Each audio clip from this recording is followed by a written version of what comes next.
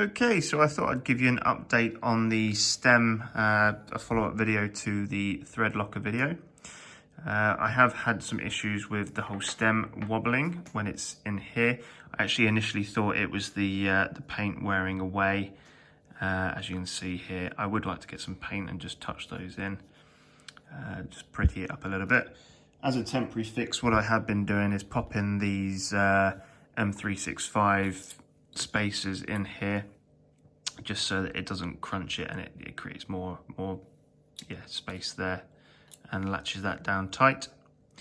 So what I have done is I got a little bit bored and thought I'm going to figure this out today, and I think I've done it.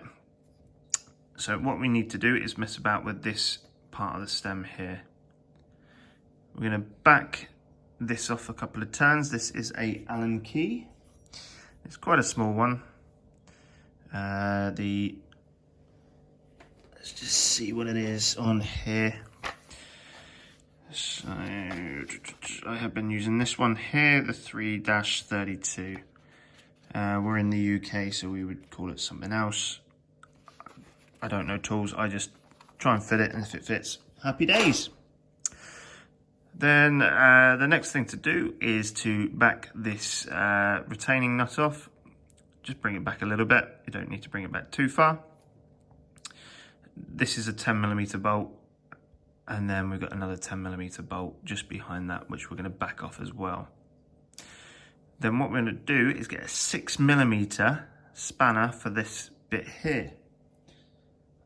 As you can see, this would fit on here, and then you would turn it left or anti-clockwise to bring it out a little bit. If you go the other way, it actually loosens it off.